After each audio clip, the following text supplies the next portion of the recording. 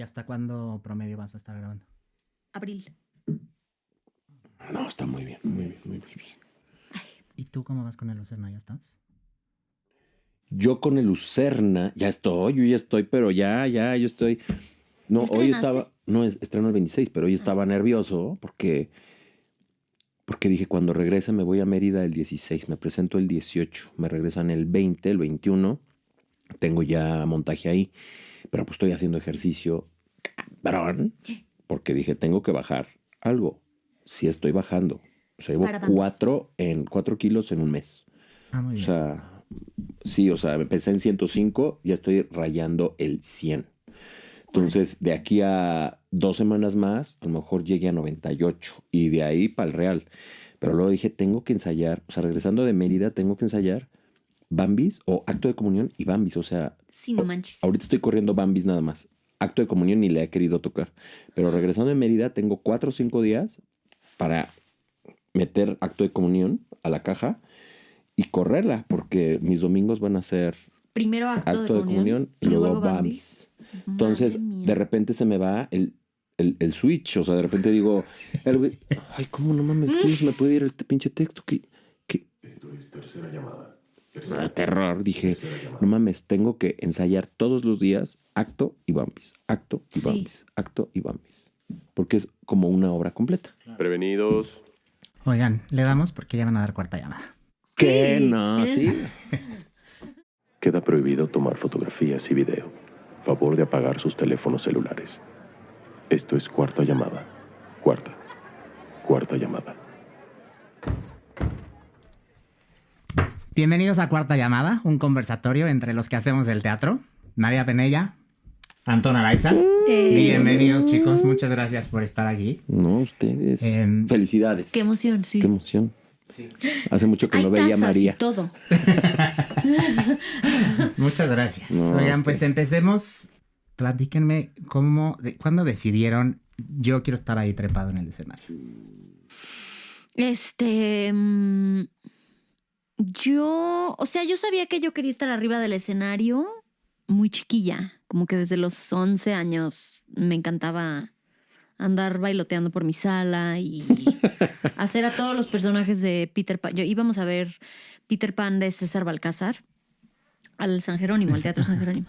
Y veíamos, o sea, y entonces yo era Peter Pan, Wendy, Garfield, Smee, Peter, o sea, todos. Y además coreografiaba porque a mi hermano le enseñaba las coreografías. Tu hermano Está así. increíble. Hoy viene mi hermanito. O sea, la vi, no sé, una cantidad absurda de veces. Primero en el San Jerónimo y luego en el Libanés.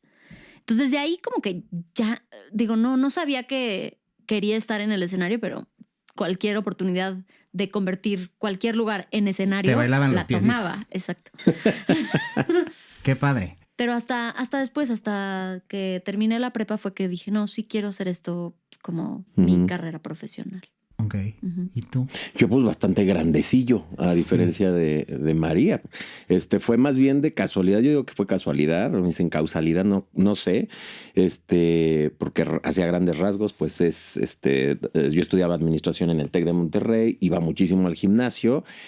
Y junto al gimnasio estaba el salón de contemporáneo. Entonces me fui a asomar y estaba el equipo representativo de contemporáneo. Y dije, en la madre, ¿qué ejercicio hacen estas chavas? Porque no había hombres. Obviamente en el TEC de Monterrey, pues quién, estaban en borregos, ¿no? Ajá. Y yo salgo del gimnasio y dije, no manches, o sea, ¿qué cuerpo se va a hacer con ese entrenamiento de 3 horas? Porque además yo llegaba a las 7 al gimnasio y ese vidrio ya estaba empañado.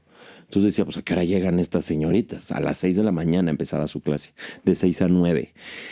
Entro a bailar, se desarrolla el baile. Yo la verdad no era que quería estar arriba del escenario, yo quería más bien seguir haciendo ejercicio. Ajá. Aparte era bastante penoso. Mis maestras del tío Polito se acordarán que a mí no me gustaba hablar en público ni en la primaria. Entonces, jamás pensé en estar arriba de un escenario hablando todo lo que representa actuar, para nada.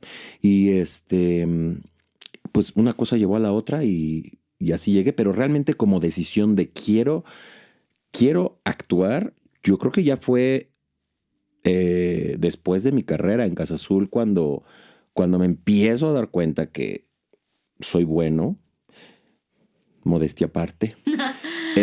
Cuando me empiezo a dar cuenta que es un lugar seguro también, porque lo que yo no quería era correr un riesgo en cuanto a... No sabía que era actuar, no sabía que eso se estudiaba, no sabía que eso se ensayaba, no sabía que es un lugar seguro, ¿no? Estás protegido de muchos lugares y me sentí cómodo. No soy la persona que da las palabras en la cena de Navidad. No me gusta hablar, no me gusta echar el speech, porque pues lo que hace uno, pues ensaya, se aprende, ¿no? Hay todo un proceso, pero creo que es hasta ahí, hasta que digo, ay, está padre, ¿no? A los 30 años fue que decidí. Tarde. Este año cumplo 50. ¿Y qué cañón que te echaste toda la carrera? Me eché toda la carrera de administración, dice. De administración y de actuación, o sea, porque dices que después de la carrera como que dijiste... Sí, me gusta. Como que fue, sí. Y estuve muchas veces estuve a punto de dejarla, ¿no? Subí a dirección y el director me decía, no lo dejas y no lo dejas. Y la de administración también, llegó un momento en que dije, ya se acaba la danza, me pongo mi corbatita, mi trajecito y a buscar trabajo en mi carrera. No encontré y me seguían llamando para la bailada y la cosa esta. Entonces, pues de ahí tenía que sacar el dinero para pagar mi beca financiamiento. Oye, ¿y qué tan buen administrador eres? Pues yo creo que soy bueno porque pues produzco mis propios numeritos, pero el problema que tenemos algunos, ¿no? Y el que tengo yo concretamente, pues son los tiempos en los que a uno le pagan, ¿no? Yo creo que te puedes administrar cuando tienes constancia en los sueldos, cuando tienes tiempos de pago que se respeten, en fin. Y es difícil administrarte cuando pues, tu ahorrado pues ya dejó de ser ahorrado porque había que pagar. Porque ya es deuda. Sí, porque luego me dicen, pues es que no te administras. Y yo, ¿cómo chingados se administra uno cuando te pagan a 90 3 días, meses sí. o 4 meses, ¿no? Oye, los comerciales, porque también hice muchísimo comercial. Y era de, wow, ¿cuánto han de pagar? ¿No? Y cuando hablas con la gente ¿en serio? ¿Es así? Sí, así es. No, pues está cañón, porque pues la gente afuera pues, se imagina otras cosas. Entonces es difícil. Yo creo que soy buen administrador, pero ya lo veré el día que gane a mi quincena. Oye, María, y pensando en esta parte de haber iniciado, ¿cómo haces una Ana Frank siendo un personaje tan difícil y estrenarte un poco así como actriz en una producción pues de Ocesa, que no es poca cosa, ¿no? Y a tus 18 añitos.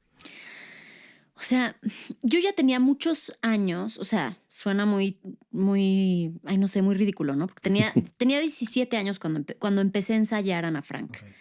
Okay. Pero tenía varios años que yo quería como tener más independencia, pues adolescente, obviamente, ¿no? O sea, yo quería ser futbolista.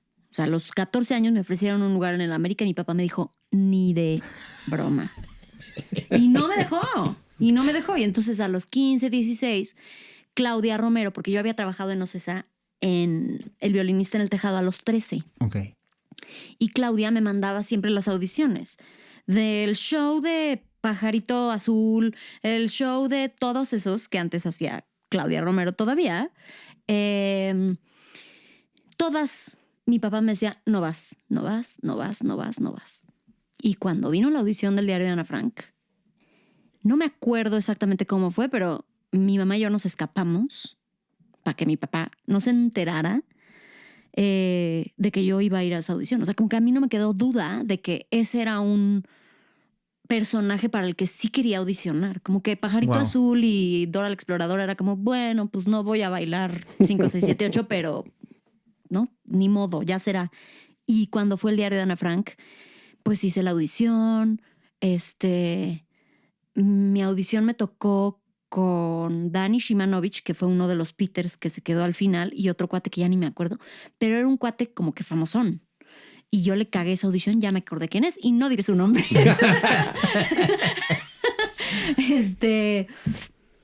Pero pues era, a ver, sí, sigo siendo, pero era un adolescente muy sensible, como todo adolescente, y ese era el lugar en donde yo quería encauzar mi sensibilidad. Entonces, o sea, yo creo que lo que hizo que ese trabajo, porque ya era un trabajo, fuera como, o sea, que rindiera los frutos que creo que rindió, modestia aparte, fue que era un elenco muy grande y muy generoso. O sea, era un doble elenco. Entonces estaba Hannah Ralui, Pilar Ishki, pero en el otro elenco eran Mónica Dion Sí, y bueno, Enrique Singer. Pilar dobleteaba, ¿no? Enrique Singer, Couturier, Miguel Couturier, Riva Palacio también estaba, ¿no? Nacho Riva Palacio. Yo alternaba con Miriam Higareda, Ujú. Andrea Torrejot, Cristina Obregón. O sea, como que era un elenco de mucha gente. Sharon, ay, no puede ser. Se me fue su apellido, qué horror. Guillermina Campuzano, o sea, como que... Y que además en esa época era gente que trabajaba mucho en teatro. Ujú. Enrique estaba a punto de entrar a la coordinación de Teatro UNAM. O sea, era como... Sí, y no era claro, poca cosa. no era poca cosa. Y yo era una chiquilla ahí de 17 años y yo todo absorbía. Entonces yo siento que por eso lo pude hacer, porque era un elenco muy generoso. Y y bueno, y Yona Weisberg, que dirigía, que también era muy generosa. O sea, yo me acuerdo de tener ensayos con ella los domingos, porque yo no podía faltar tanto a la escuela. Claro. Y que era como, pues, parte directora, parte mamá, parte psicoanalista de María a los 17 años. O sea, era, ¿no? Te enfrentabas a ese texto, yo me enfrenté a ese texto de una adolescente en un momento de crisis. Pues era un viaje también ahí muy personal, sin duda, y sin un entrenamiento actoral que me permitiera como separar y ordenar todo Claro. eso. Pero la verdad creo que fue eso, el equipo lo que permitió que sucediera. ¿Y cómo haces el trance de decirle, de haberte escapado a la audición, a decirle a tu papá, voy a temporada? Pues así, papá, ya me quedé. Como que ahí fue, ¿no? Y ya me quedé y ya lo hablamos, porque además mi mamá fue muy cómplice ahí también en ayudarme con Morris en la negociación, a decir, pues María da funciones sábado y domingo y una vez cada 2 semanas, jueves y viernes. Y a los ensayos llega a las 2:30 de la tarde y tal. Ya iba en prepa, entonces ya... Y cuidando mucho la escuela. Sí. Y ya había un poco de flexibilidad. En la escuela Claro. me iba muy bien, era yo muy matada, entonces como que había ese chance.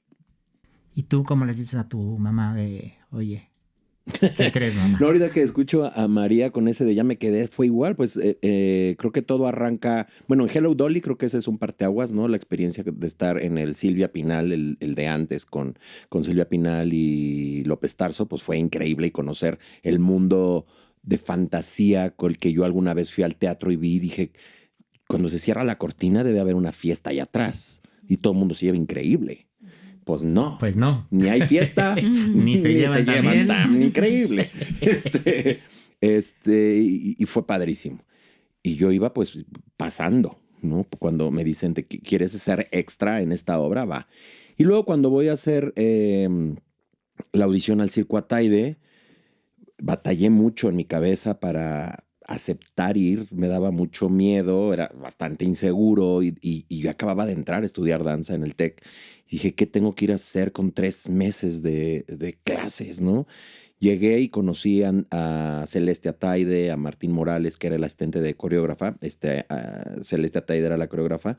Y claro, me preguntó qué hace un administrador viniendo a pedir trabajo a un circo. Y ya me había platicado y no quiere ella. estar en la taquilla. Sí, ¿no? Y ella me había platicado, creo que es economista. Yo le dije, pues lo mismo que una economista. Y creo que nos caímos bien. Hicimos la audición. ¿Qué te puedo decir? O sea, para mí fue la audición terrible, ¿no? Pero me quedé y eso fue una experiencia. Y llego con mi mamá, imagínate, yo en el TEC, y le digo, madre, voy a trabajar en un circo. Y pues no, pues, ¿qué? Y la escuela, no, pues ahí le voy a echar ganas. Pero ¿y vas a poder? Sí, sí voy a poder. Y creo que ahí arrancó mucho de lo que ahora sucede. Definitivamente la danza, los amigos que hice desde entonces, pues han ido nutriendo, ¿no? La carrera. Y cuando voy a Casa Azul a pedir informes, pues yo iba a cumplir 27, ya estaba fuera de la edad. Y yo se lo había dejado al cosmos. Dije, si voy a esta escuela, yo no sabía que existían otras escuelas. Si yo entro y me dicen que no se puede, me salgo. Y esta cosa, yo entro ahí para hacer más comerciales, porque me dijeron, ve a perfeccionar el acting famoso. Y yo eso iba. Jamás pensé en una carrera, o sea, estaba yo como, no sé, nadie me dijo, a ver, ven, niño, también puedes tallerear o búscate otro tipo de cursos, no sé. Y entro y me dicen que no, que ya estoy grande. Y dije, ay, perfecto. A mi carrera, el 100%, deja ya los comerciales, deja todo.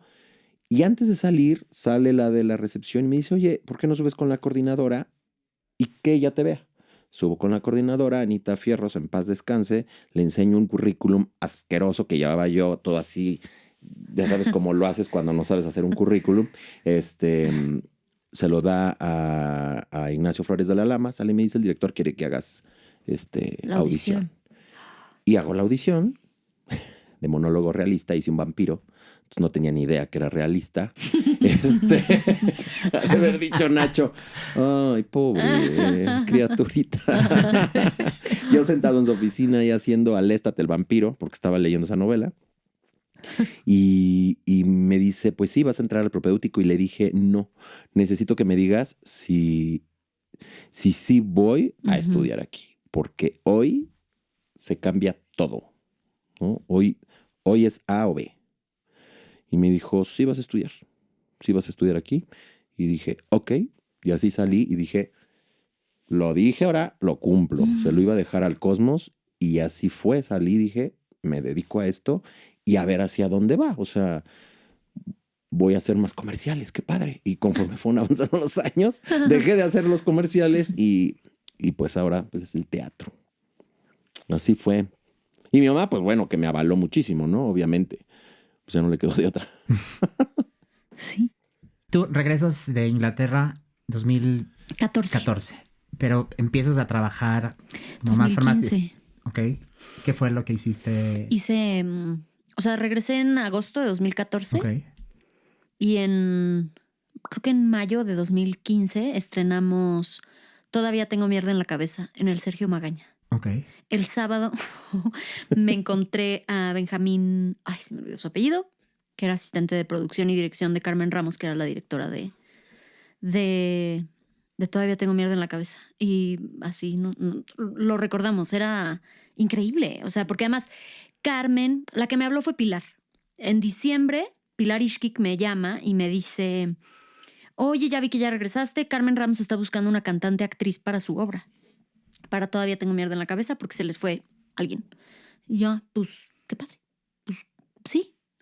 Diciembre, obvio, enero, febrero, marzo. Pues me habló Carmen un mes. Vente a hacer una audición. Ahí voy a la audición por Hidalgo, o sea, Metro Indios Verdes y luego un camión y así. Al foro de Benjamín.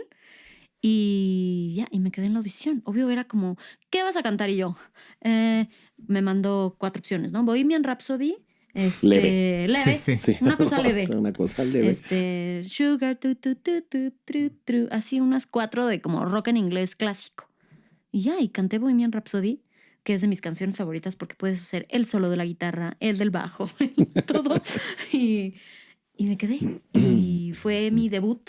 Y fue mi debut además de estar ensayando en la Ex Esperanza. O sea, como que fue un empapón de, ¿no? El sistema de teatros de la Ciudad de México. O sea, como que fue un primer trabajo muy representativo, creo yo, de lo que ha sido desde entonces trabajar en teatro en esta ciudad. O sea, como, ¿no? Pues vas, ensayas de vez en cuando muchas horas, a veces pocas horas, a veces lejos, a veces cerca. Te pagan 1 año y medio después, como ese tipo de cosas. Y a veces cantando y a veces actuando y con narraturgia. O sea, como que eran cosas que obviamente estudiando en Inglaterra no había escuchado nunca. O sea, claro. que es narraturgia. O sea, un inglés no te puede hablar de eso. Bueno, tal vez ahora ya, pero en 2013, pues que iba yo a leer sobre narraturgia, ¿no? Entonces fue un empapón, fue una cosa muy distinta, pero muy, muy linda también de estrenarme. ¿Y cómo fue dar el brinco a El Hombre de la Mancha? A ver, fue increíble porque Claudia Romero la conocía yo muy bien. Y entonces creo que soy muy privilegiada en ese sentido porque para mí las audiciones en OCESA, a diferencia de lo que sé que representan para mucha gente, que es como ¿cómo te diré? Una cosa como abrumadora, de mucho nervio, de una institución gigantesca, para mí es como regresar a mi kinder. O sea, yo siento que regreso a saludar a mis mises de Kinder 3. Entonces ahí voy yo. Claro, era distinto porque ya no era lo que ahora es el CCT1, sino que era ya el Telcel. Entonces, bueno, eso era distinto y tal, pero se sentía como eso, como regresar a la prepa un poco. Y pues la audición la hice con Andrés Elvira y con Paula Watson, que la conocía bien. Ahí conocí al Aguacate. O sea, como que fue raro porque era un terreno muy desconocido, porque además dirigía a Mau García Lozano, entonces, pero ahí estaba Jorge Ballina, que lo conocía perfecto porque el diario de Ana Frank. Entonces era como, pues sí, era una mezcla, era como entrar, como cambiarte de escuela y que hubiera mucha gente que ya conocías, pero muchos nuevos.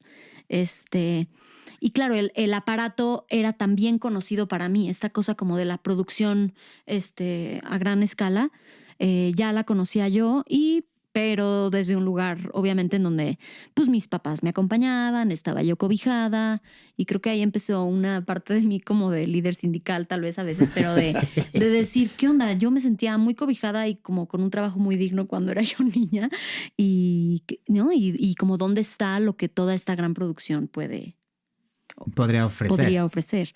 Entonces fue quizá más que una cosa de enfrentarme de la pequeña a la gran escala, como de decir, ay, pero en la pequeña escala había un trato y una dignidad que aunque nos pagaran 1 año y medio después, acá de pronto se pierde. Escapa. Qué horror. Siento que esto lo podríamos censurar tal vez. Pero no, pero es en serio, o sea, sí es como, o sea, fue y ha sido no solo El Hombre de la Mancha, sino lo que siguió después, como pues un caminito de decir, claro, antes estaba cobijada por mis papás, y ahora quien se cobija, pues debo ser yo, ¿no? Y estos, o sea, creo que a ti también te ha pasado, Antón, el tener como estas oportunidades de estar en cosas chiquitas, independientes, y de pronto empezarte a mover a cosas grandes, ¿no? ¿Cómo has visto esa transformación o esos cambios? También, a ver, has hecho 40 obras de teatro. Poquito, sí. Poquitas. Va bien. ¿Cómo pones o cómo describirías esa transformación? Ay, pues creo que, no sé, creo que en el pequeño formato se aprenden tantas cosas que, como dice María, se te pueden llegar a escapar en el gran formato, pero si las tienes, las ves, ¿no? Como es el trabajo de cada uno de los integrantes de producción, ¿no? En mi caso, siempre respeto y valoro el trabajo porque a veces por la presión, por el ritmo de trabajo en estas grandes producciones, se les escapa, no porque a la gente no le importe, pero no te da tiempo de ir agradeciendo a cada uno de los que están ahí, porque a veces trabajas con gente que ni conoces, ¿no? No sé, las acomodadoras de un Insurgentes, por ejemplo, los de la seguridad, los que hacen que las salas estén limpias para que el público entre. O sea, todo eso es alguien que está trabajando en el teatro y a nosotros nos tocó estar en el escenario, ¿no?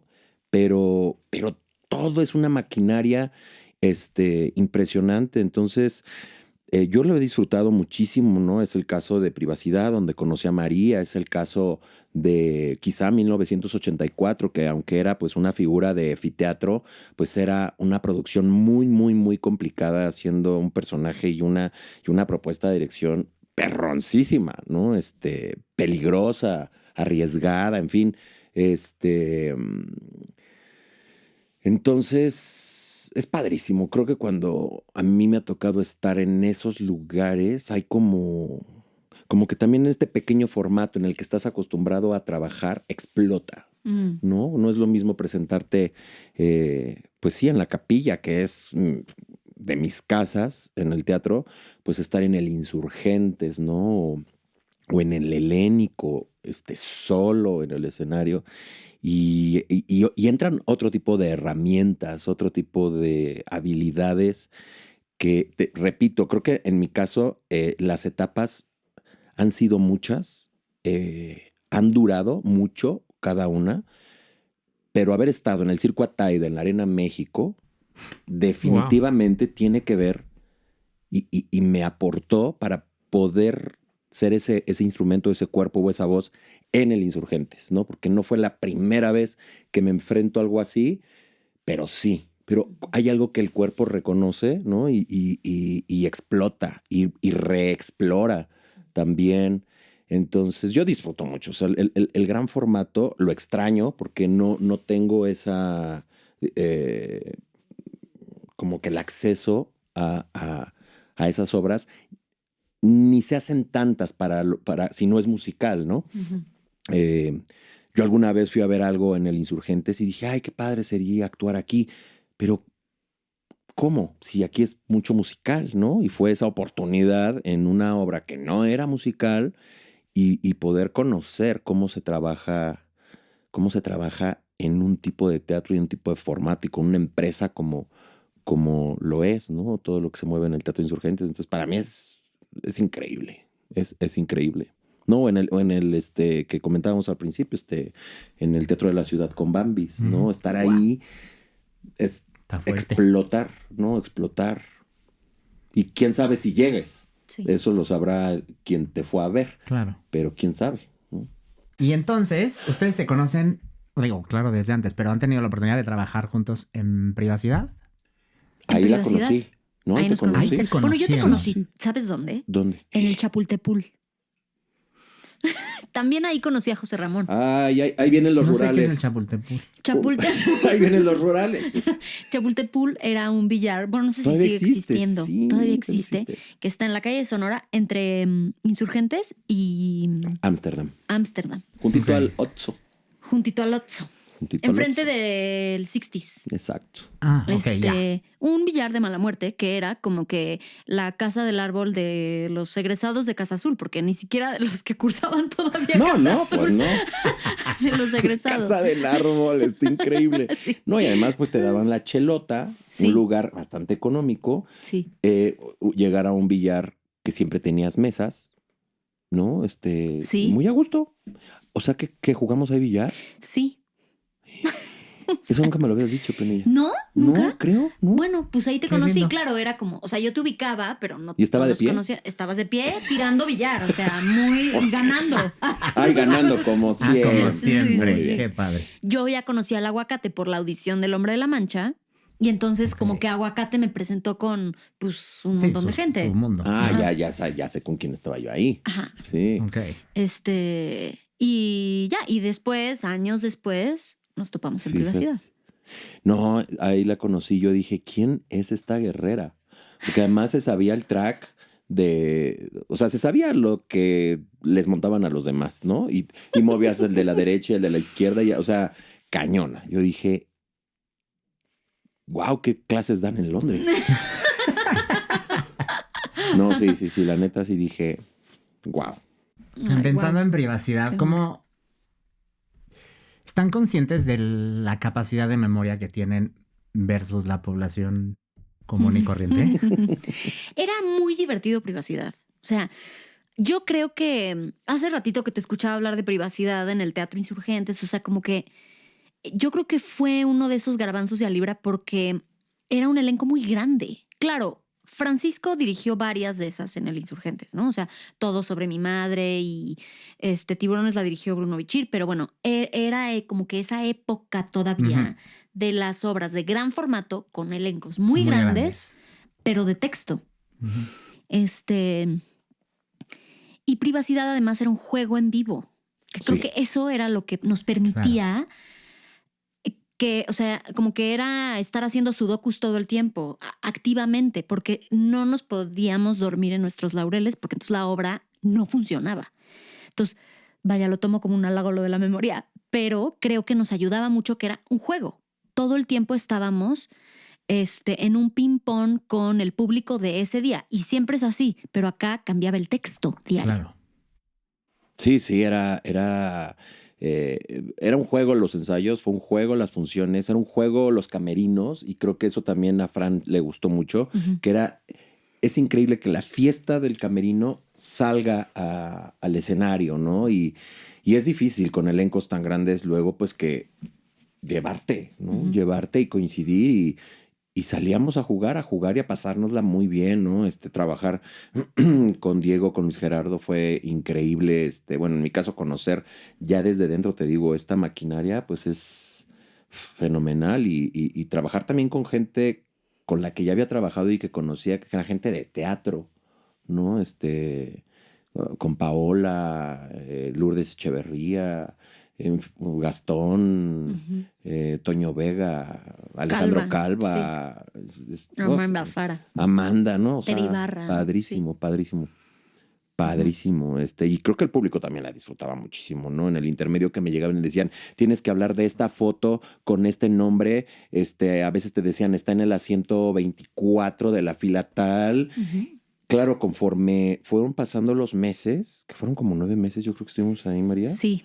Yo me fui un poco antes, pero sí, fue larga. Se te empieza a hacer como una plantilla de opciones, donde al principio tenía que estar la fecha tal, en el hasta bandera del Zócalo, porque yo tenía que ser un FBI, así que sacabas la lamparita para la derecha, para la izquierda, y además había una cantidad de gente trabajando en la computadora, porque a la hora que yo dijera, usted esta foto, y ¡pum!, me mandaban la foto que el público había enviado anteriormente. Entonces todo era un reloj. Que había fallas, claro, pero es información que te tenías que memorizar en los 15 minutos del intermedio. Ahí. Sí. Ahí me la tenía que memorizar. Entonces era muy disfrutable y también muy arriesgado, ¿no? Pero era muy padre, muy, muy padre. Y bueno, la memoria se ejercita así, en el día a día y en la práctica. Pero ¿cómo cuidan, por ejemplo, el tema de la voz o el cuerpo?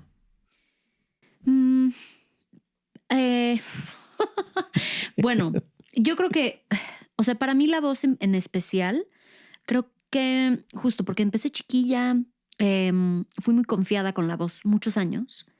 Y solo me cayó el 20 después de que hice Los Miserables, que la voz no me iba a durar para siempre.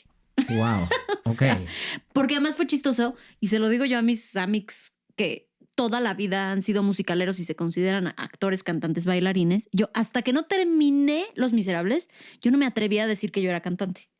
Wow. Ahora lo digo con mucha seguridad en mí misma y muy orgullosa de que me pasó, o sea, de que me pasó esa experiencia para poderlo asumir y poderlo, usar. Pero cuando terminé Los Miserables años después, que además fue la pandemia, que como que hubo una atrofia ahí, o sea, relacionada justo al cuerpo y a cómo el cuerpo se relaciona con la voz, fue que me cayó el 20, como de, no, pues es que es mi instrumento y requiere un cuidado que va mucho más allá de desayuno huevito, como consomé y ceno pechuga de pollo. O sea, como que, ¿no? O sea, como que, y es chistoso porque fue después de la pandemia, como que después de todas esas experiencias, que a mí me cayó un poco el 20, decir, no, requiero un cuidado específicamente para la voz. Y ahora, porque ya tengo más años, me doy cuenta que para el cuerpo también. que pues sí, que hay un cuidado que es necesario, o sea, y que tiene que ser cosa primordial y que yo pienso que se debería de enseñar como con más hincapié en las escuelas, no en una cosa como de la imagen, que siento que así me tocó a mí, como de necesitas estar marcado y tienes que ser flexible. Sí, desde lo físico visual, no desde lo físico interno. Sí, del instrumento, o sea, psicofísico que somos, ¿sí, no? ¿Y cómo te cuidas la voz ahora? ¿Vocalizas diario? No vocalizo diario, pero sin duda, o sea, si sé que voy a hacer temporada, o sea, me tapo, o sea, porque el aire frío es una bobada, pero el aire frío te jode. Los irritantes, jajaja, mi segunda taza de café, pero ir midiendo, hacer ejercicios de relajación, es una bobada, pero el cuello, o sea, tener tenso el cuello, que era mi característica número 1, era lo que me estaba jodiendo. O sea, pero todo eso es porque todo está conectado. Entonces, pues sí, como que tener una conciencia un poco más profunda del cuerpo y de cómo eso es, ya lo dije 6 veces, qué horror, pero el instrumento, pues para mí ha sido el cambio como más importante tal vez. Y es que quizás no tendríamos que pensar solo en los actores, ¿no? O sea, el cuerpo es el instrumento para la vida. O sea, sí tendríamos que ser más conscientes de cómo nos cuidamos y de cómo está el servicio para para el día a día. Sí. Y sabes que también pienso algo que decías, Anton, con la cuestión de como el pequeño formato versus el gran formato en nuestro trato con las personas que hacen el teatro. O sea, un cuerpo que está bien consigo mismo, y no nada más me refiero a una cosa como esotérica, sino genuinamente, va a ser más amable en el trato con los compañeros. Sí. Y no solamente con los compañeros en escena, sino con el de seguridad, con la de mantenimiento, o sea, porque ahí se va construyendo también yo creo, la capacidad de que las obras estén más tiempo en cartelera, que se corra la voz, que vaya el público, que una misma tenga esa capacidad para recomendarla con sus familiares y amigos. No digas tú ya más allá. O sea, Sí. ¿Y tú cómo piensas, o sea, cómo te cuidas? Yo pienso en alguien de tu estatura pararse de manos en escena y que siempre la reacción es, "¡Ah!". ¿Cómo? Pues mira, yo en el caso de la voz, fíjate que nunca he tenido un problema. Bueno, en Otelo, en alguna vez sí me quedé afónico gran parte de la temporada por un personaje que estaba haciendo que tenía que gritar hacia el fondo y era increíble cómo, o sea, salía entre piernas a echarme un té de jengibre para poder seguir hablando. Yo dije, se acabó. Pero pues para el nivel de obras que hacemos y el uso que le damos pues a esta parte del cuerpo, me ha ido bastante bien. Y el cuerpo, pues es que creo que cada obra es como una competencia. O sea, no te puedes permitir llegar mal a esa función. Ahora que estoy a punto de arrancar otra vez temporada con Bambis, pues les digo, tengo que bajar de peso, ¿no? Estoy haciendo ejercicio como loco todos los días, entrenando, por supuesto, la muñeca, porque si estoy de cabeza, no sé si un minuto siquiera, pero son 100 kilos, ¿no? pues sí. Entonces tengo que fortalecer o sea, tengo que prepararme para eso. O sea, es una competencia.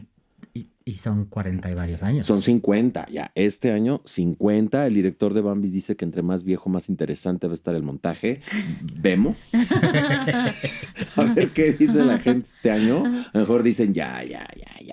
Pero bueno, siempre creo que hay gente que falta que la vea. Son montajes muy, muy padres y que conectan con el público. Así que pues ahí seguiría haciéndola. Entonces, son entrañables. Uno y el otro. Y en fin.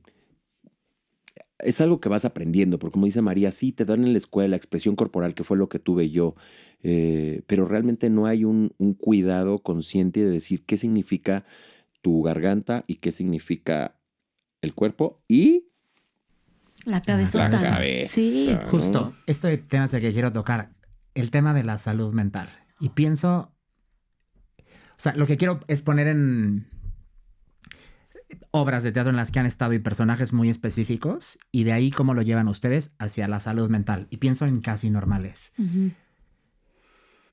Es un texto muy duro porque no solo el papel de la mamá con esta bipolaridad y depresiva, el no lograr ver a la hija, una niña que genuinamente sí es invisible, ¿no? A los ojos de la madre, y hablar de este tema del duelo y la pérdida y el suicidio y el abuso de sustancias. ¿Cómo duermes en paz cuando cantas y tiras esos textos 4 o 5 veces a la semana, si no es que más, por los ensayos y tal? ¿Dónde ustedes cuidan esa salud mental? ¿Dónde te acomodas tú eso? ¿Dónde pones a Natalie en el lugar en el que le toca y María se queda en el que a ella le toca? O sea, para mí esa cosa de dónde colocas al personaje es de las como preguntas o paradojas que me parecen más emocionantes e interesantes de lo que hacemos. Para mí es muy claro que es un personaje que no soy yo, que hay una línea que lo divide, que sí en ciertos momentos puede ser borrosa o que bajo ciertas circunstancias puede ser borrosa, que como cualquier otro ser humano, y lo pongo entre comillas porque pues es un ser humano ficticio, ¿no? Al que estamos interpretando o el personaje que estamos creando, Pero dado que es otro ser humano, o sea, si nosotras quienes lo estamos haciendo, pues va a haber similitudes, va a haber puntos de encuentro o va a haber diferencias que también pueden detonar pensamientos propios o, ¿no? En fin.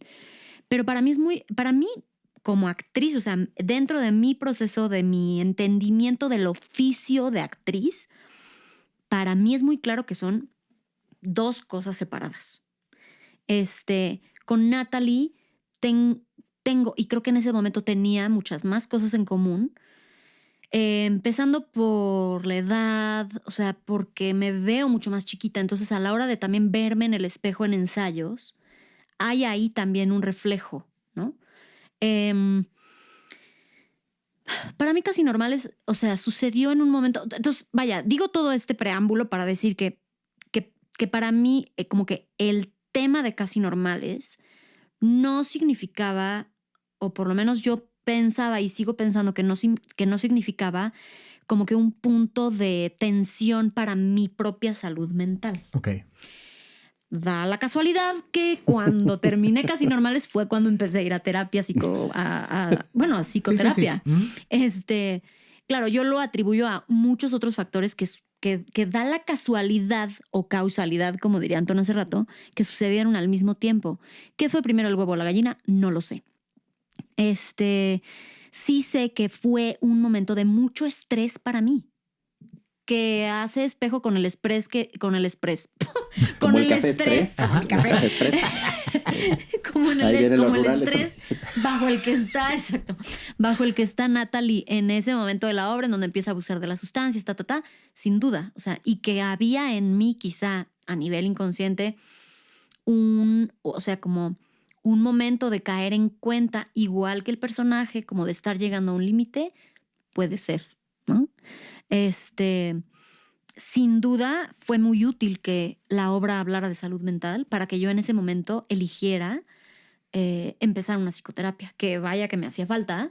¿Y seguimos? Y seguimos. Qué bueno. Orgullosamente psicoanálisis. Y que además para mí se ha vuelto, suena muy cursi, pero como parte de la canasta básica de ser actriz. Sí. José Ramón Berganza siempre dice que también la terapia tendría que ser canasta básica. Sí. Y estoy totalmente de acuerdo.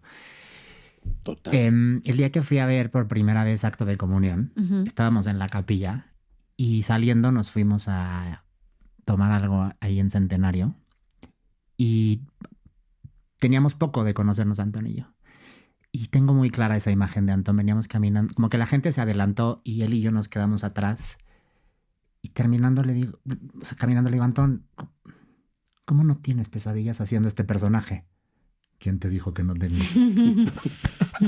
Y para mí fue como, claro, pues, o sea, a ti que te encanta el tema de los asesinos seriales, ¿cómo duermes en paz? Pues a lo mejor es que, no sé, a mí me apasiona la parte de nuestro trabajo que te acerca a...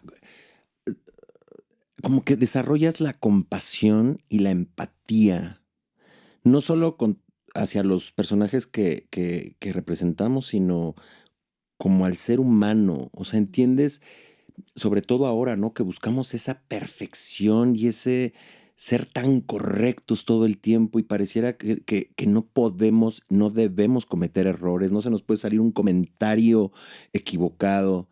Y cada uno de los personajes que hacemos pues son tan humanos, tan incorrectos, tan pues poco adecuados socialmente. O sea, si no, pues el teatro no tendría lugar, ¿no? Si es un gran espejo, y entender al que propone el autor, porque pues eso fue una historia real y el sujeto pues está en cadena perpetua en Alemania, pero al que propone Lautaro Vilo en el caso de Un Acto de Comunión, a este señor que busca por internet a alguien para ser comido, pues, o sea, yo nomás de pensar en esa idea, pues es alucinante, porque pues sí es algo que hasta el día de hoy no se me había ocurrido a mí, ¿no? Pero ¿en qué momento estamos? O sea, tenemos que aceptar que estamos así de esa línea. O sea, en cualquier momento nos puede pasar, ¿no? En cualquier momento podemos pensar, si nosotros proyectáramos todo lo que pensamos, ¿no? Ninguno se salva, ¿no? Ninguno. Y son estos seres humanos que lo llevan a cabo, ¿no? En una sociedad que por supuesto no permite, porque no se puede permitir por obvias razones, pero existen y el por qué. Entonces, investigar, preguntar, habitar esos lugares tan oscuros, pues es en el único lugar que los podemos evitar, o que los puedo evitar yo al menos, porque no sería algo que pensaría en hacer, pero lo puedo vivir ahí, ¿no? En ese momento. Entonces, llega un momento que, claro, pues son tantas las repeticiones, tanto lo que piensas en ese personaje, que sí, o sea, en una noche puedes soñar.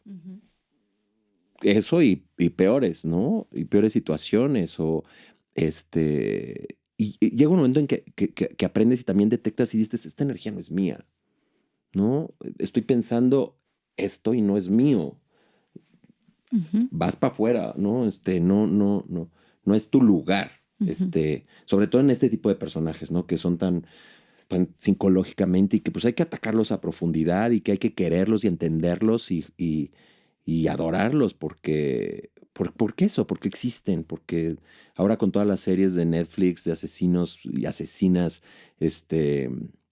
no, a mí me apasiona, es qué les pasa en el cerebro, en la mente, en qué momento, cuál fue su infancia, ¿no? Que uno dijera así, ¿qué infancia tuvo? ¿No? ¿Qué infancia tienen los niños que tengo a mi alrededor? Porque no sabes. Y eso es otra vez desde la psicología, ¿no? Es importantísimo. Y el poder hacer estos monólogos juntos ahora, porque los dos hablan de eso, hablan del desarrollo de la infancia, hablan de encontrarse con tu individualidad y con pues las familias, ¿no? La familia que ignora lo que haces o estos comportamientos que podrían ser pues focos rojos de quién vas a llegar a ser, y una familia que entiende que eso no te gusta y lo adapta y lo potencia, ¿no? Y encuentra en ese niño pues la oportunidad de ser algo mucho más grande. Entonces por eso me parece importante presentar estas dos obras, ¿no? Y que no las suelto por esa razón. Y pienso, o sea, en este tema de, o sea, continuando con el tema de la salud mental, desde otro lugar, pienso en Pequeña Voz y cómo, o sea, cómo una niña con tanto talento está tan ensimismada con una mamá espantosa, con un papá, con un padrastro, novio de mamá, como le queramos llamar, usurero, maldito, y no logran entender lo que a esta pobrecita le pasa y que esta potencia vocal, que a quién le preguntaron si la querían explotar o no, ¿sabes? ¿Fue fácil acomodarte ahí? No. O sea, es que qué chistoso. O sea, a ver, Natalie, de Casi Normales, y Pequeña Voz los estaba haciendo al mismo tiempo. Uf, bolas. Y estaba haciendo al mismo tiempo también Sasha y Spot, que era una niña que le tiene miedo a la luz. A la luz. Y eso fue además después de terminar un año de estar en Los Miserables. O sea, en el sótano del Teatro Telcel. Entonces, en el inframundo de la Ciudad de México. Entonces, o sea, vaya, quizás empiezan a aclarar las circunstancias que me llevaron a empezar a ir a psicoanálisis. Pero sí, digamos, a toro pasado. Y qué chistoso, porque además esta semana estuve revisando cajas de archivo mío de programas de mano, libretos, apuntes, notitas, diarios, o sea, una cantidad de papel. Y entre otras cosas salieron pues mis libretos de Pequeña Voz, de Sasha y Spot, y no solo los libretos, ¿no? Las libretas que acompañan a los libretos, los diarios, o sea, que va de la mano con el del Hombre de la Mancha, y va de la mano con una lista de departamentos que estaba viendo en ese entonces, ¿no? Pestalozzi 526, Anaxágora 780, 11,000 pesos. Y yo, cuando se pagaban 11,000 pesos de renta. Y queda ahí como un archivo. Y es chistoso porque tengo ahí la carpeta que hice de análisis de las voces de las cantantes que hace Pequeña Voz. O sea, a ver, Ella, Marilyn, Judy, o sea, es que la que pidas. Sí. Todas están difíciles. Y Billie Holiday. Y entonces, para mí Billie Holiday fue, yo creo que la clave, porque de todas, claro, era, ¿no? Además de Ella Fitzgerald y tal, pero era una mujer negra, alcohólica, ¿no? Que entonces empiezas a ponerte en esa circunstancia y entonces empiezas a encontrar la voz y por qué a Pibi le gusta. Entonces empiezas a hacer ahí esos puentes como de la voz de la cantante real o la voz que escuchaba el personaje. Y a la vez, que es como esa otra capa, pues la voz que escucha la actriz, ¿no? Que tiene o que se puede poner las orejas del personaje para escuchar la voz de Billie Holiday o de Marilyn Monroe o de Ella Fitzgerald o de tal, la misma Judy Garland, ¿no? Y creo que como que son esos ejercicios de investigación. También encontré, porque tenía mucho tiempo en ese entonces, pero cuando hice a Ofelia en la carrera, o sea, yo me metí a las bibliotecas en Inglaterra, encontré, o sea, porque todo lo guardo además, un panfletito así de unas fotocopias que saqué de los diagnósticos, entre comillas, porque no eran diagnósticos en ese entonces, de salud mental en Dinamarca en el siglo XVII. O sea, claramente también ahí empiezan a jugar como, pues, nuestros intereses, ¿no? Claro. La psicología. O sea, creo que ahí compartimos algo como la salud mental.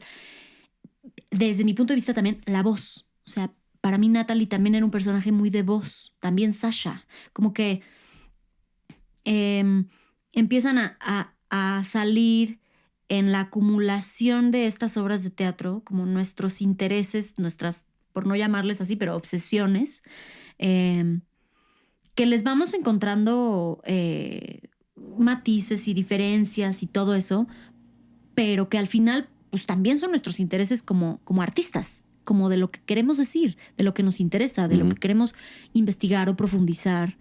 Y entonces sí, Pibi fue, o sea, además de que sí, circunstancialmente fue una obra de teatro así como hablando más del oficio, ¿no? De ser actriz. Hacer esa obra de teatro fue muy difícil, por un sinnúmero de razones, pero en los temas que tocaba esa obra de teatro también se empezó pues no sé si es articular o desarticular, como parte de lo que me súper prende de ser actriz y de lo que como que me sigue dando vuelito para seguir. Anton Araiza, 1984. 1975. Bueno, te regalé unos cuantos. Sí. Es Winston Smith. Winston Smith. Si tú le pudieras regalar algo a Winston Smith, ¿qué le regalarías? Ay, pues así creo que es algo muy obvio, pero sería el no temor a las ratas. No sé, en la vida de qué fea época y convención social. Es de mis novelas favoritas. Y de repente volteas hoy, ¿no? Estamos, no sé si tan lejos de eso o tan cerca, ¿no? Y con esta cosa que ya había dicho, ¿no? De intentar ser correctos y no cometer errores y no vayan a decir que dije porque así sonó. Entonces se convierte como en un terror de lo que dices, de lo que haces, de lo que opinas, porque en cualquier momento, pues la agarran contra ti, ¿no? Y ese ti es tanta gente, ¿no? Que no leemos, no averiguamos, no indagamos, no vamos por más, nos creemos lo primero que nos dicen, lo primero que leemos, que vemos y vamos contra y sobre. Entonces, híjole, ¿qué le podría regalar a Winston? Pues es que no sé ni siquiera si lo tengo yo, ¿no? Paz, ¿no? Libertad, qué novelaza, y pensar que se escribió hace tanto tiempo. O sea, ¿de dónde esta persona pudo avanzar tanto, ¿no? El Orwell. ¿Cómo avanzó? Y en qué oscuridad avanzó también para poderle dar universo a algo. Porque vaya, crea todo un universo. Y es cañón como a mí lo que me gusta de ir al teatro es estos reflejos del día a día y que muchas veces los textos, no importa cuándo hayan sido escritos, el hecho de traerlos al presente, eh, alguien vio algo que le reflejó, ¿no? Sí. Y pensando en las cosas más recientes que han hecho, pienso en los Hardings, que aunque es una historia que puede ser ajena, entre comillas, hacia a nosotros como mexicanos, lo podemos comparar con un accidente del metro, ¿no? No hace muchos años. Y esta parte del valor, de la ética, de la responsabilidad, es fuerte, ¿no? ¿Cómo llevas tú esta parte de lo que te sucede a ti en el día a día o de lo que ves en el día a día con los textos que estás haciendo y lo pones al servicio de lo que estás representando? Pues en el caso de la gente de seguros, por ejemplo, de los Hardings, yo tenía muchas ganas de no hacer al conductor porque creo que en la forma, en la actoralidad, creo que tengo más acceso a contar ese tipo de historias que crear a un sujeto cínico, ¿no? Que ahora, pues, con lo que hemos visto de las aseguradoras, que de pronto se empiezan a detonar con los incendios ahora de Los Ángeles, también donde te enteras del problema con las aseguradoras y de pronto empiezan a salir aseguradoras por aquí, aseguradoras por allá. Entonces, crear el cinismo de este sujeto con cierta carga de humor, un humor desde lo incómodo, desde lo odioso, y, y que a primera lectura, pues dices, qué sujeto tan despreciable, pero es al que voy a hacer. Y cómo voy a divertir haciéndolo. Y qué es lo que dice este señor que se empata con mi vida, ¿no? Con mi hacer. Él decía una frase al final cuando le dicen, ¿y en qué situación te encuentras ahora? Y él voltea y dice, a mí me va bien, gracias, soy feliz.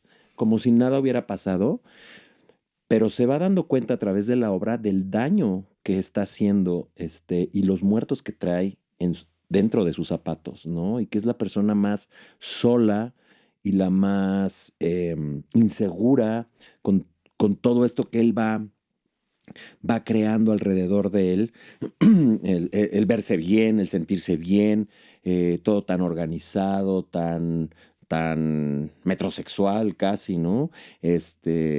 Y te das cuenta que es la persona más insegura del mundo y cómo nos protegemos a veces y que la gente luego piensa que eres de tal o cual manera por lo que se ve. Pero si te sentaras a platicar un momento, ¿y qué es lo que sucede en esa obra? Se van conociendo los tres y a él empiezan a caer esos 20 y al final te dice, a veces me da la impresión de que el presente corre más rápido que yo y eso es lo que hace que yo me siga preparando, ¿no? Ese miedo de esa gente de seguro sabe todos los riesgos que corremos todos los días y es contra lo que se protege y sabe que aunque se proteja va a perder porque la vida pues no la tenemos comprada ni la salud, ¿no? A mí me aterra muchísimo tiempo, ¿no? Creo algo que a mí me pasa, como para linkear a este personaje conmigo, muchos minutos de mi día, de mis días, y eso es como a lo mejor se traduce a muchas horas en el mes, sí pienso en la muerte, ¿no? En cómo va a ser, ¿no? O sea, no tengo ganas, pero siempre está ahí alrededor pensar en qué momento, ¿no? No sé si vas a despertar. Ahora veo yo tantas cosas en YouTube o en X, ¿no? De que se paró junto a un poste y pasó un tráiler y se lo llevó. O sea, ¿cómo? ¿No? O sea, esas cosas que dices, ¿quién, en qué momento? ¿Cómo? ¿No? Es una pregunta que siempre está conmigo. Sí, lo vulnerables que somos. Lo vulnerable que somos y que vivo quizá que en el estrés y todo lo tenemos, ¿no? Las preocupaciones y que despierto en la noche con ansiedad y digo, ¿qué vas a arreglar ahorita? Aunque pagues el seguro más caro, te va a agarrar, va a agarrar, Sí. ¿no? Y ahora que tocas el tema de la muerte, Comala. Ay, qué bonito. Comala. Ay, qué bonita. Qué chistoso, porque te escuchaban o sea, la pregunta de cómo. Y era la pregunta que nos hacía mi maestra adorada de actuación. Nos decía, el qué está muy bien. El qué es pues lo que propone el autor, el impulso que te da tu compañero, el texto, la obra, tal. ¿Cómo? ¿Cómo lo vas a hacer? ¿Cómo lo vas a hacer? ¿Cómo lo vas a hacer? ¿Cómo lo vas a hacer? Y en Comala, el cómo fue nuestra pregunta también, como de, o sea, adaptar Pedro Páramo, ¿cómo? ¿No? Y digo, la pauta nos la dio principalmente Pablo Chemor con su música. Talentoso. ¿Qué onda, no?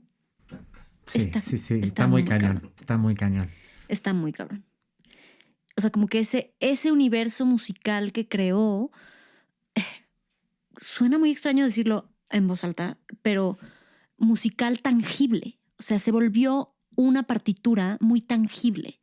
Desde la armonía, los estilos, porque su intención era hacer algo que fuera como del folk, ¿no? Del folclore mexicano, pero que no pudiera ser como aterrizado en ningún sitio geográfico específico, porque Comala sabemos en dónde está basado, pero Comala podría ser cualquier lugar en México, Claro. ¿no? Es como que esa cosa como etérea de Comala, pero al mismo tiempo como tan aterrizada, tan tangible, que está en la novela, de que es un universo, pues como la de 1984, ¿no? Es un universo completo. Para mí el trabajo que hizo Pablo componiendo esa música, o sea, me sigue sorprendiendo, vaya, como de cómo logró esa especificidad del universo de Pedro Páramo traducido a Comala, que en un principio se llamaba Tantitito de la Vida. Okay. Y que además me encantaba ese nombre. Era un working title, pero me gusta mucho ese working title porque era como tantitito de la vida de Pedro Páramo, ¿no? Era como una rebanada de pastel de Pedro Páramo. Y que al final se convirtió en una cosa mucho más textual o tal vez cronológica, aunque no es cronológico, pero lo que hicimos no es cronológico, porque sí hay adaptaciones de Pedro Páramo cronológicas o que intentan hacer la cronología. La nuestra no, pero al final sí había un arco dramático, eso es lo que quiero decir, ¿no? Pero a la vez se mantenía el universo etéreo. Ay, no sé, para mí es como una paradoja lo que hizo Pablo con esa música. Y vaya, hago tanto hincapié en el trabajo de Pablo porque para mí fue eso, como el ancla más el ancla inicial y la que como que sostuvo ese trabajo, además de como el trabajo de ensamble que nos propusimos a hacer, ¿no? Que ese fuera también como el eje de trabajo, como una cosa colectiva. Y que a mí, la verdad, me llena de orgullo porque es algo que desde que me gradué de la carrera, porque la especialidad de mi carrera era eso, creación colectiva. Pues era algo que yo tenía como todavía el gusanito de hacer y era como, bueno, pues tal vez es una utopía, tal vez no existe, ¿no? Tal vez solo era una cosa que te enseñan en la escuela, pero que nunca realmente puedes hacer. Y claro, Comala con sus asegúnes y con sus dificultades y obvias complicaciones de trabajar de esa manera, pero como que rascó la comezón que yo tenía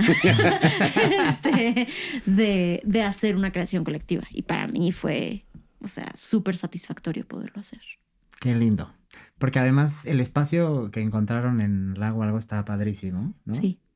Y también la oportunidad de hacer una gira, ¿no? Una chiquitemporada en Edimburgo, porque está... No es fácil decirlo. No, hombre, no, O sea, ¿cuántos increíble. quisieran decir, me fui a hacer una temporada, ¿no? Increíble. ¿Y sabes qué? En Edimburgo pocas veces tenemos, y veníamos hablando en el trayecto, Antón y yo, de nuestras casas para acá, sobre cómo los procesos para montar una obra de teatro luego son muy difíciles para comprometernos. Y Comala no fue la excepción, pero en Edimburgo teníamos muy poco tiempo para adaptarnos a un espacio nuevo, que era la primera vez además que era un espacio teatral, porque acá era en Lago Algo o en el sótano de la Fundación Marzo. Y allá no, allá era un forito chiquitillo. Teníamos 15 minutos para montar toda la escenografía y 15 minutos para desmontar. No teníamos técnicos, éramos nosotros. O sea, entonces fue una experiencia como que requirió un trabajo como de sencillez y de generosidad que pocas veces sucede en un elenco de 11 personas, en donde pues era parejo. Y parejo con Aida López y con Conchi León y con Nico García. O sea, todo mundo parejo. Aquí todo hace todo. Sí. Y como que volviendo al tema también de la muerte, fue muy lindo que, como era además intensivo, o sea, eran 25 funciones seguiditas, nos obligó a, o no sé si nos obligó, o como consecuencia, como que todo el trabajo técnico que era muy estresante y de mucha chamba, pues de esos 15 minutos antes y luego literal 30 segundos de cambiar el mindset para empezar la función, y luego la bendición de que el universo era tan tangible que podíamos entrar a ya estamos en Comala. O sea, ya. Como que ya se acabó el pásame la pluma, me falta la pluma. Apaga la luz, no, todo el día pasaron, se perdió la nota, dame la nota. Pum. Y, o sea, y comprometernos con esa ficción del universo, de los muertos en Comala y tal, como con un compromiso muy lindo, porque además era muy ajeno para el público en Escocia. Claro. Bueno, y del Festival de Edimburgo. Como que era una cosa que empezaba y luego sentías al público así de ¿what? Literal. Y poco a poco lo íbamos sintiendo como se comprometía. Se acomoda. Sí. Wow. Cambiando un poco de tema, a mí algo que me gusta de tenerlos a los dos aquí es que, y lo digo con muchísimo respeto, es que fisionómicamente están en el espectro de la corporalidad de un actor, ¿no? En la media. O sea, eres muy alto y tú eres un poco más bajita, ¿no? Que la media. Y creo que eso te da una ventaja, pero también muchas desventajas, creo, ante exponerte a un personaje, ¿no? O a un casting. ¿Dónde se han encontrado en estas dificultades de decir, hijo, es que yo sé que ese personaje yo lo hubiera hecho increíble, pero sé que mi fisionomía no, o al menos ante los ojos del director o del productor, no va a hacer match con mi cuerpo y con el personaje? ¿Con qué personajes se han quedado con la cosquilla de decir, hijo, creo que yo hubiera estado padrísimo? Mira, en mi caso, rapidísimo, creo que lo he sufrido más hacia el cine y hacia la televisión, ¿no? Porque pues obviamente soy muy alto y pues ya cuando entras al set, pues resulta que la cámara ve las luces que están arriba y que no se pueden ver y pues yo estoy ahí. Alguna vez me regresaron de un comercial justo por eso, porque no más no había manera. La que iba a tomar el yogur estaba más bajita que yo y la subieron a un manzanero, entonces, pero había que poner manzaneros, que son unas cosas así en el piso para darle altura, y pues era imposible. Entonces me regresaron a mi casa. Pero recuerdo mucho justo a Winston Smith. Winston Smith no soy yo físicamente. Y cuando me llegó ese casting, mucho de lo que me hizo dudar de ir a hacer ese casting es es que no soy Winston Smith. Winston Smith, si lees la novela, pues es un flaquito, pálido, porque no les da el sol, debilucho, y decía, mido 1.90, no estoy gordito, tengo huesos gruesos. Yo decía, no soy Winston. Y fui y dije, me voy a quedar con ese papel, porque lo quiero hacer, porque es mi novela favorita. Igual no hubiera quedado, ¿no? Pero creo que fui con tanta... La audición fue la tortura de las ratas. Esa fue la audición. Entonces, memorizármela, yo decía, esto tiene que ir aprendido, porque ¿cómo voy a leer no, por favor, no, nomás decía eso, hojas y hojas y hojas, ¿no? Y cuando me hablan para decir que soy yo, sí brinqué. Claro. Dije, claro, a pesar de que yo en mi cuerpo decía, no soy el personaje. Pero a José Manuel López Velarde le valió queso. Y dijo, pues este es Winston para mí. Y fue increíble, ¿no? Y está lindo no haberte quedado con el gusano.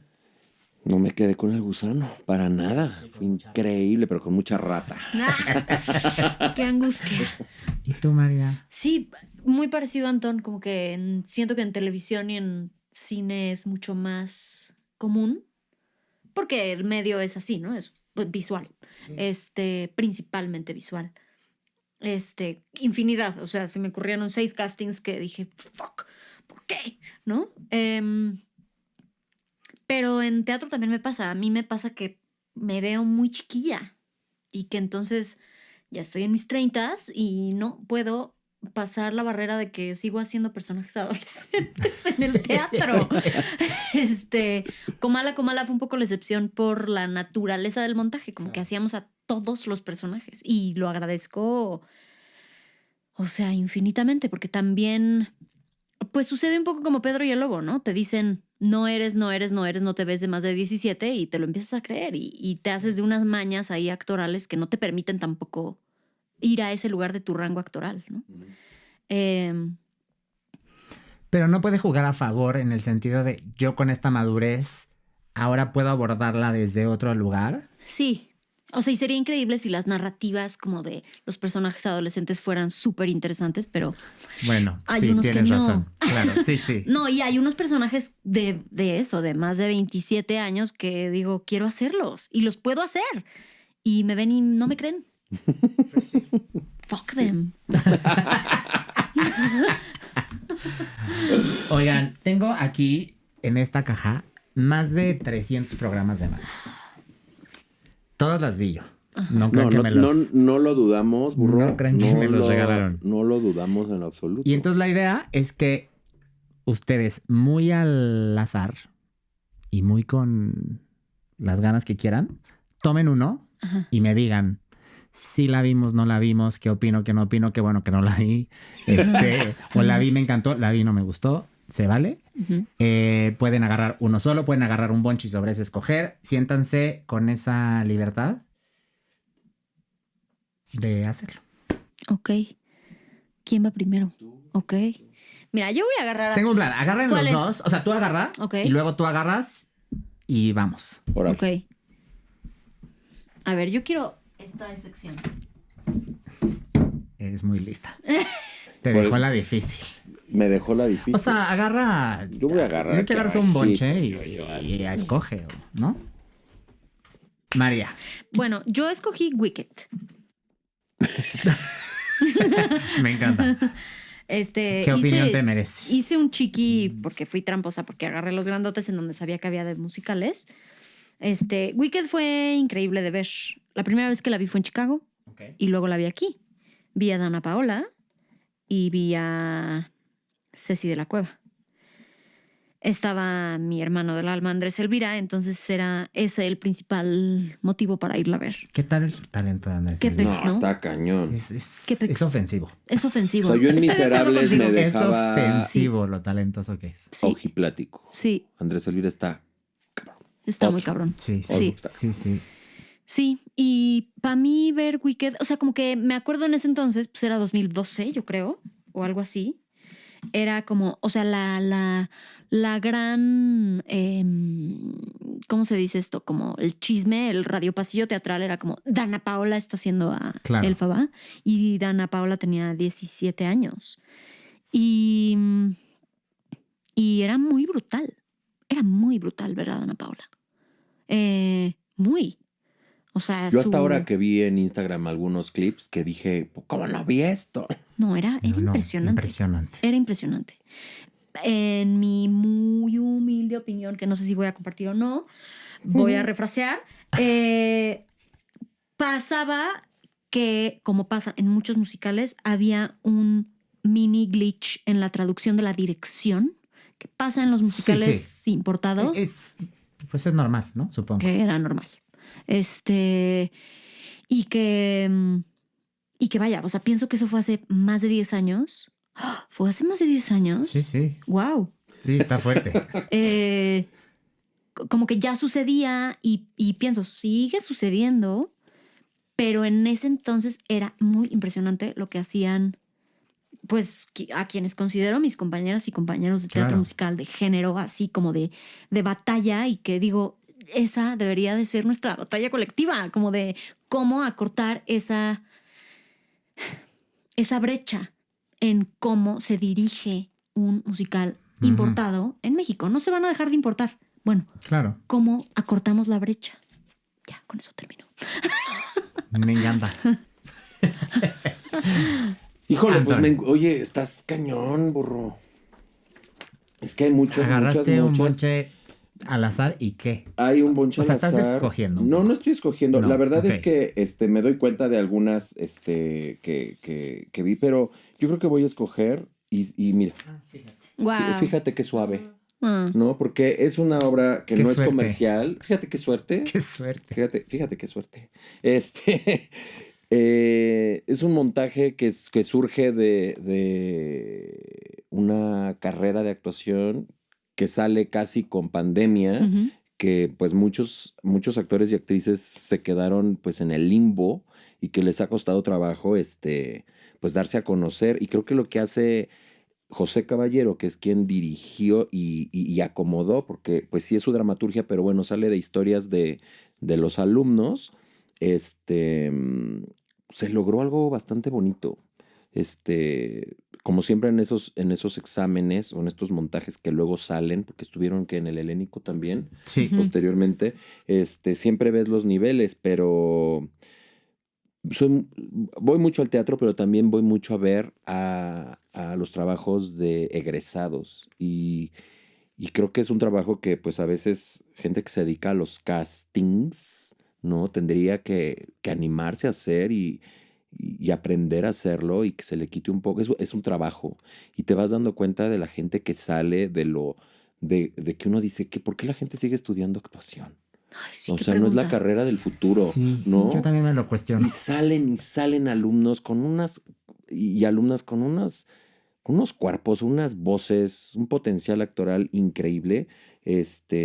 Y pasan los años y de repente los dejas de ver, ¿no? Cuando en estos exámenes tenían todas las ganas y todo pues todo el impulso de llegar y cumplir el sueño y actuar, pero, pues Travesías la vi muchas veces, me encantaba, esa escena final del cielo estrellado, Ujú. pues era como conmovedor, como que sí te decías, ay, qué bonito, Ujú. un trabajo de muy poca escenografía, todos los carritos de los hoteles, de botones, que eran los que hacían, pues, los camiones, los aviones, los pasillos, las casas, en fin. Así que, Travesías. Muy bien. Travesías y Wicked. Travesías y Wicked. Muy bien. Los vuelvo a depositar. Sí, podemos regresarlos Sí, para no, que no, los para que la próximos próxima- invitados les toque algo. Escoger. Otra cosa.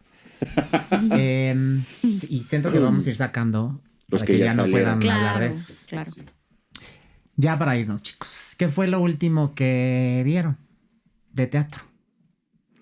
Lo último que vi de teatro fue... Ay, este año no he ido al teatro. O sea, que empezó. O sea, que Fíjate, empezó yo tampoco. 2025. Yo tampoco, traemos 15 minutos. Ajá.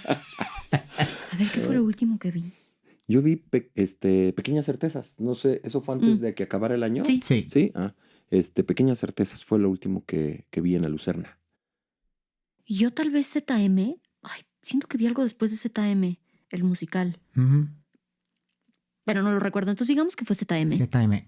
Pequeñas Certezas, ¿qué tu opinión te merece? Fue una obra en la que yo estuve en el 2000, no sé qué, 2008, 2007. Tenía muchas ganas de verla. Cuando yo la hice estábamos en el Helénico. Era otro tipo de formato, otro tipo de producción en cuanto al 2007, ¿no? Y me encantó escuchar el texto, ver a los personajes, ver a otro Juan, ¿no? Que hace Rodrigo Virago, ver a Majalat, a Epi Vélez, que pues es es increíble. Epi, ¿no? Siempre es como muy fresca. Extrañé algunas cosas, ¿no? La iluminación, sobre todo creo que la iluminación, había espacios muy, muy oscuros a mi manera de ver. Ahora, el Lucerna, pues estás muy cerquita, entonces yo decía, uy, me cuesta trabajo verles. Era la propuesta. Creo que a mí lo que yo hacía una cosita que diría, hay tantita más luz para verlos. Entiendo que marcaba la iluminación esta parte, pues, deprimente de la casa donde viven estos hermanos olvidados, ¿no? Pero sí, creo que le faltaba un poquito de iluminación. Y bueno, fue una obra que se estrenó, bendito Dios, como logró estrenarse y súper, pues ves a los compañeros echándole todas las ganas, resolviendo, poblando, habitando a los personajes, el personaje de la mamá haciendo ese pastel. No sé, me gusta mucho. El texto me encanta, de Bárbara Collio. También creo que es un gran acierto Sí. de haber escogido y traído otra vez esta historia, porque pues no se hacía hace casi 20 años. Entonces creo que estuvo increíble el latino. Súper. Ojalá que haya más temporadas. Ojalá. ¿Y ZM? ZM, el musical de zombies. Pues, qué horror, porque voy a volver a hablar de Andrés Elvira. Pero no, es que no hay forma de no hablar de Andrés. No hay forma de Andrés no hablar de Elvira Andrés es Elvira. lo que yo personalmente rescato de esa obra. Sí. Yo hice la lectura de esa obra Ok. hace unos meses atrás. O sea, en junio tal vez. La partitura me gusta mucho. Me parece una partitura muy divertida. Yo no conozco ni Urinetown ni Ok. Sí. Nación Primordial bien. O sea, allá las ubico, pero no conozco la partitura como pude conocer ZM. Y creo, por lo que sé de las otras dos partituras, que esta es mejor. O sea, esta es como una madurez de esas otras. A mí me gusta el género. O sea, se me hace un género extraño, el de los... Muy. O sea, como la farsa zombiesca, que luego además Miguel como que... O sea, la decisión que toma Miguel de usar esas como máscaras títeres, se me hace como añadirle una capa de riesgo, que ahí es donde quizá a mí, así se me quedó como una raya de corta, esa última capa, porque creo que era suficientemente como de capas la cosa de la sátira. Pero me gusta, o sea, Flor es otro monstruo en escena. Yo vi a Alan, no me tocó María Perroni, estuve como a una semana corta de ver a María, me hubiera gustado verla. Pero la vi en las lecturas y como que me quedé con ese recuerdo de, o sea, yo a María Perroni, digo, la conozco desde hace muchísimos años, pero trabajé con ella en Los Miserables, tenía Sí, es lindo 8 verlos años, crecer, ¿no? María. O sea, y tiene 18, 19, no sé. Y va a estar cañón. Y está muy impresionante. O sea, y esa generación como que es, creo que lo que rescato de haber visto ZM, como que no era una tarea fácil para nadie. Y esos chavillos, o sea, Alan Peñalosa, Vane, María, o sea, cómo agarraron al toro por los cuernos así de, y pues este es el material, chavos, y pongan Dense. atención. Sí. Como que digo, wow, wow. Y entonces quizá me empiezo a contestar un poco mi pregunta de cómo acortar esa brecha de la dirección. Como que tenemos ahí una generación que sigue en el teatro musical mexicano o teatro musical en México con una potencia actoral muy chingona. Qué bueno, Sí, porque estaría mal si no los tuviéramos. Bueno, ya para despedirnos, ¿en qué van a estar próximamente? Ay, tú. yo estoy grabando una telenovela que se estrena en junio, a finales de junio. Se llama Regalo de Amor y hago al personaje de Tomasa ahí, que es como el relief cómico de la novela. Me estoy Ay, qué divirtiendo. padre. Horrores. O sea, creo que a veces, hasta me da pena a veces como que salgo de trabajar y digo, Vine a dije, esto. pura babosada. Y me reí todo el día. O Qué sea, padre. mi compañera en escena es Montserrat Marañón. Entonces, de veras Uy, nos ay, qué estamos diversión. pegando una divertida Qué diversión. muy bárbara. Y de Icardi Díaz, que no lo conocía, que es otro bombón. Yo la primera telenovela que hice, que la hicimos juntos, entendí que para trabajar en televisión hay que ser buena onda.